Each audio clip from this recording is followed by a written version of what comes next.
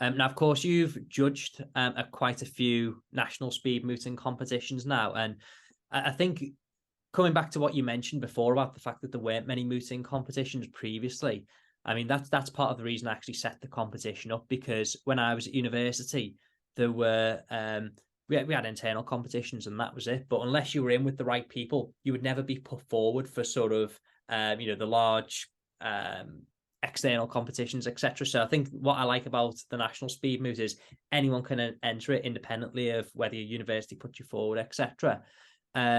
So yeah, so there's obviously a lot more opportunities these days in terms of different types of competitions.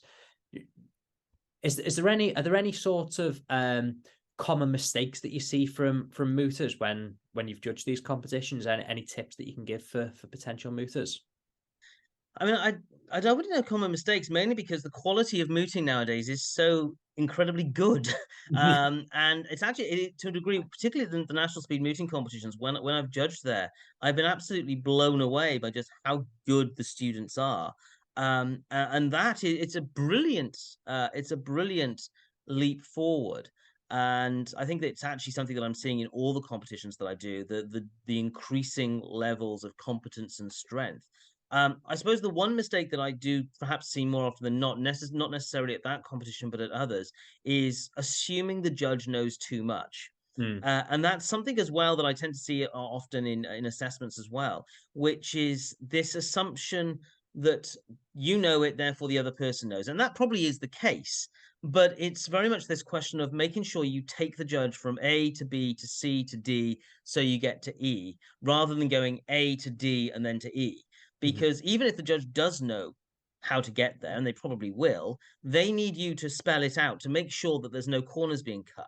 And so it's very much a question of, I'm not saying, say, this is the law of contract and therefore this is offer acceptance and everything else, but make sure you take the judge very clearly through your arguments so that if there are any areas of weakness, the judge will ask you questions, you can deal with them.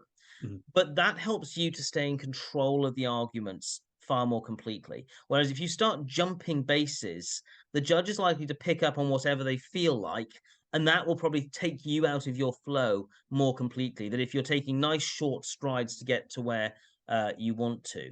So that would be the first. Really the only big weakness that I tend to occasionally see. I think in terms of advice, perhaps the strongest piece of advice I can give is make sure you find your own voice. Mm-hmm. And I think that's really important because a lot of people probably think in order to be a good or great barrister or a great advocate, I have to find a great advocate and copy their style. And that is probably the one guaranteed way of not achieving what you want to achieve, because you will never be as good mimicking somebody else as following your own path, following your own voice. And it's, I think, one of the big myths in advocacy generally, which is, well, I can't be a great advocate because of my accent. Mm. And it's something that I occasionally get because, of course, in Swansea, I get a lot of Welsh students. A lot of people say, "Well, is my accent barristerial enough?" And the answer is, there's no such thing. There's no such bloody thing as a barristerial voice. It's your voice. Turn it into a persuasive voice.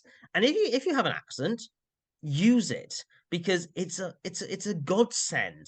The only thing that doesn't work in advocacy is if you're boring. Yeah. And now I have what may well be termed historically that sort of accent that people might say that's the sort of accent you want. I actually find it's a very boring accent, and I have to work very hard to make myself more persuasive. Compare that to a beautiful Welsh accent that has lilt, it has a great tempo, it has real conviction behind it, or a Northern accent or a Midlands accent. It's interesting, it's engaging. You want to listen to it time and time again. So don't run away from your own voice. Develop your own voice by using some of the ideas that you can use and steal outright from other good or great advocates. So things like rhetoric, yes, understand rhetoric, but apply it to your voice rather than try to copy somebody else. And that perhaps is for me such an important thing, because as long as you utilize your strengths, that will help you to have a really powerful voice, and that will help you to be a really good uh, advocate. The flip side of that, of course, is also be aware of the potential weaknesses of your accent. And again, the Welsh accent, the Irish accent are two good examples.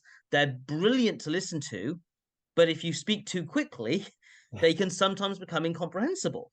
Yeah. That's not a weakness of the accent. That's a weakness in you in going too fast. So again, I always say slow down, make sure that every word you utter is clear and can be heard properly. Because when you've got a beautiful accent, as most accents are, utilize its strengths and work out how to avoid falling into traps like going too fast.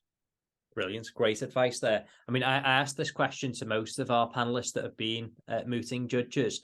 And what's been interesting is I've had a unique answer every time. And I think that what you've said there is absolutely fantastic because, as you say, most people think that they need this sort of bar voice, sounding very posh, very slow. And that's not the answer at all. If you go into any courtroom, you will not see that. You'll see all of the advocates being very unique and effectively being themselves. So develop your own style. And that's the best way. Trying to mimic somebody else just isn't going to work, is it?